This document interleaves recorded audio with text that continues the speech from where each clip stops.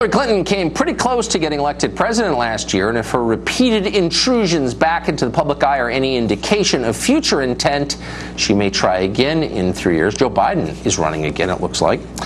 Well, that may make the FBI's files about Hillary Clinton pretty compelling material, but according to the Bureau, that's not the case.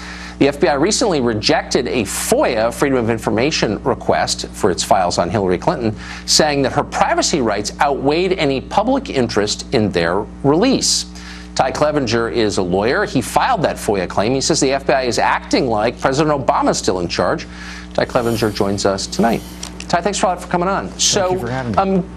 Give us the background on this. Was this was for a book you're writing, correct? Exactly. I was writing about corruption in the legal profession in the courts, and most state bars will cover up for politically prominent lawyers. So I thought, well, this would be the perfect case study to file a grievance against Mrs. Clinton and her attorneys for destroying email evidence. Right. And so as part of that, I filed FOIAs to get evidence in support of the grievances, and then I got this letter from the FBI telling me it was not a matter of public interest. Meaning it's not in the public's interest, not meaning the public doesn't care, but it's not good for the country. Actually, no, good they were enough saying for the public doesn't care. That's one of the. In this particular circumstance, there are three reasons not to release it. They can say that the subject, which would be Mrs. Clinton, is either dead, which she's not, or she's consented to release, which she hasn't, or that this is a matter of public interest. And the FBI, despite the fact that I sent them newspaper articles, said it was not a matter of public interest.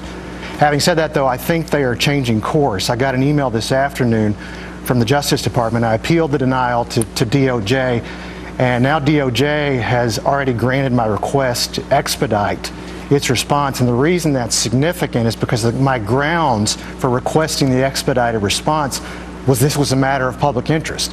So DOJ has already conceded this is a matter of public interest. Well, yeah, I mean, you're talking about it on television right now.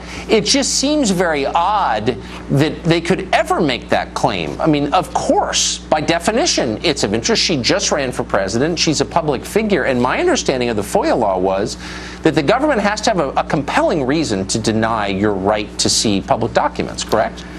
Normally, yes. There's a little bit of an exception. For example, if I were to request the personal FBI file on a private citizen, then these three exceptions that I just cited would apply. But obviously, this is not just some random citizen, and I'm not asking for her entire FBI file. I'm asking for things that Congress asked for, or for documents that Congress sent to the FBI. So what do you think's going on? What do you think the motive was here? I've actually changed my view. Originally, I suspected there was some Obama holdover at FBI that was trying to cover this up. But as you know, last week, Senator Graham and Senator Grassley released a letter indicating that the former FBI director, James Comey, had already decided to exonerate Mrs. Clinton before she was even interviewed. And so at this point, I think the FBI is trying to cover its own rear end. I mean, I think they know this thing's going to look terrible for them. They deep-sixed this, they whitewashed it, and they don't want the documents coming out just showing how badly they covered it up. So since you're writing about this, and you're in effect a historian of this question, and you're an attorney, what do you think the chances are if you or I were accused credibly of felonious behavior that the FBI director would say, let's stop this investigation before even interviewing us? Do you think that would be likely? It would never happen. It's the same thing with the state bars, too. It would never if an average lawyer destroyed 30,000 pieces of evidence, he would be disbarred and prosecuted criminally. Anybody else would have been prosecuted criminally, and if he's an attorney, disbarred under these exact same circumstances. You got to think Martha Stewart's watching this, who did time in federal prison for lying to an FBI agent and thinking, man, I should have hired Hillary's lawyers. Pretty good. Ty, thanks a lot for coming on tonight for that. Thanks that was for an interesting having me. story.